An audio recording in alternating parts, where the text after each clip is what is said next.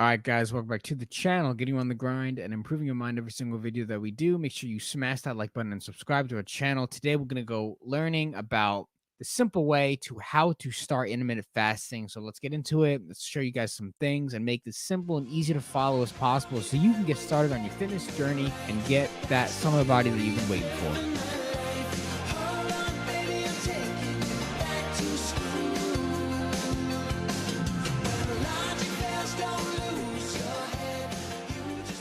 So the first thing you want to do is we need to know what intermittent fasting is. Yeah, so the definition of fasting is to abstain from eating or consuming any type of calories.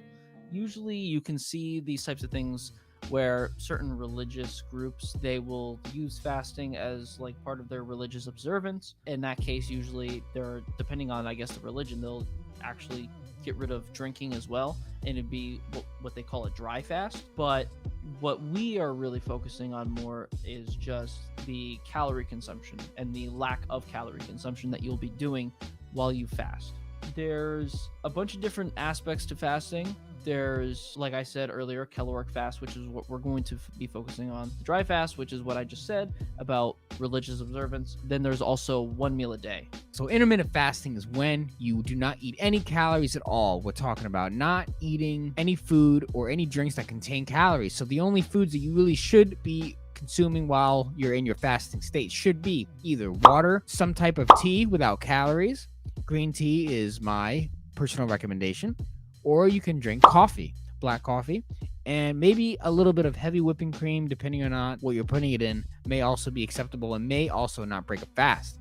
Remember, guys, when you're fasting, you don't want to eat anything. You want to completely abstain from food completely just to give your body rest. What happens when you're intermittent fasting is you're completely giving your body a break from breaking down the food, and it's resting for the body so it doesn't have to do anything, and it allows something called autophagy to begin, and you usually hit that within 16 hours. And most people do the popular 16-8 fast, which means you would eat from, let's say, noon until 8 p.m. And then from 8 p.m. until noon the next day, you do not consume any calories and you do not eat anything at all. This can be very beneficial for the body, and a lot of studies that we can put in the description or here will demonstrate further that this could actually be very beneficial to your body despite what old science has said. And like Andrew was talking about with autophagy, your body needs the time to break down the food and needs time to take a break from having to constantly be breaking down calories. And what's great is with fasting, when you start to eat again after having, let's say, a longer fast, like a 16-hour fast or a 20-hour fast, your body will be ready to consume the next meal that you have better, and it'll be able to react to the food a lot better as well. Your glucose levels won't spike, your insulin levels won't spike as high. And this has all been shown in a lot of different studies that we will make sure that we throw into the description below. And so let's talk about real quick the different types of hour fasts, because I believe, in my personal opinion, is that you can use fasting and time of fasting to your advantage to make it worth it for you, because a lot of people have different types of schedules and different types of avenues on how they want to be eating.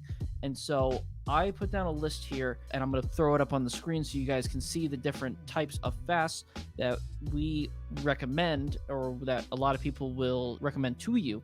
Is there are the 12-hour fast, where the ratio is 12-hour eating window, 12-hour fasting window. Then there is the 8-hour eating window with 8-16. Then there's the 6-18, 4-20, 2-22, and then there's two different ones. One of them is 36-hour fast, which is pretty much a day and a half of not eating, and then the 72-hour fast, which is a little bit more than 2 days. And so in our opinion, and opinion of other nutritional scientists, they say that a 36-hour fast is actually a sweet spot for metabolic change. And this means that your body is going to be able to, like we said with autophagy, is going to be able to handle food a lot better once you eat again, be able to break everything down that you need to break down. You can reduce a lot of the inflammation in your body. You can control your blood sugar levels and your blood pressure levels, and you can reduce any type of body fat and over excessive weight that you might have. The best thing you want to do is you want to find something that works for you personally. Everyone has a different time schedule and things that they do in their own life that varies. A great way to do it is to switch up the days that you fast and switch up the times. What you want to do is you want to shock the body and you want to change things up. You don't necessarily have to do one meal a day every single day. You can eat at noon one day and then 4 p.m. the next day and then 8 p.m. the next day. You could do one meal a day, or you could space it out between times. And you don't even have to intermittent fast every day. You can do this at least maybe 2 to 3 times a week just to give your body a switch up and make things a little bit different. That way you'll feel a lot better and you can get the benefits of doing fasting while not taking it too hard on yourself. You want to make sure you find a time schedule that works for you. You don't want to follow all these gurus on the internet to tell you all these different things that you must do. Really, you need to find your own groove of things and then stick to it and find a consistent nutrition plan that works for you. Remember, even if you're fasting, you still want to be eating a healthy lifestyle. And just because you're pausing your eating for certain times of the day is no substitution for eating a bad nutrition plan. You want to make sure you're staying consistent, eating the right foods at all times to ensure that you're eating a healthier lifestyle. It's very important that when you're fasting, you do not eat any hidden calories, especially in certain drinks that may advertise themselves as a fasting tool. You want to make sure you always look at the ingredient labels of anything you consume. Ensuring that you use fasting as a tool, make sure you understand what your schedule is. And let's just break it down to about a week's time, right? So if you know what your work schedule is, the activities that you're doing either before work or after work are, and understand where and when you want to be eating, now you need to understand, where can I incorporate fasting? How should I incorporate fasting into this week that I have here planned out? What can I do? Oh, I plan on eating at 8 a.m. on Monday. Perfect. I can eat at 8 a.m. on Monday, and I go into work at 10 a.m. on Monday, and I could possibly have a lunch break around 2 p.m. So that means I can eat again if I feel like I need to. I can have a second meal at 2 p.m. and then be able to finish eating for the day. Perfect. Now I can use from 2 p.m. to the next day time to fast and time for the body to break all the food down and be able to be ready for the next day. And so the next day, let's say on Tuesday, you don't have work, and so you're off on Tuesday. Perfect.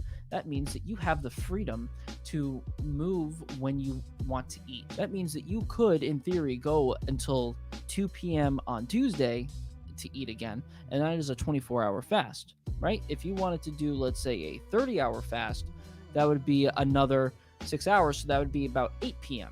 So you can go until about 8 p.m. and have a meal, right, and break your fast. However, what you do not want to do is to go to bed immediately or within a few hours of after consuming your food, because depending on the person's body, usually eating before bed can actually cause some damage within the gut microbiome. But we'll try to put up a study on that in the description below. Make sure you're trying to always switch it up, and you want to try to make it easier for you.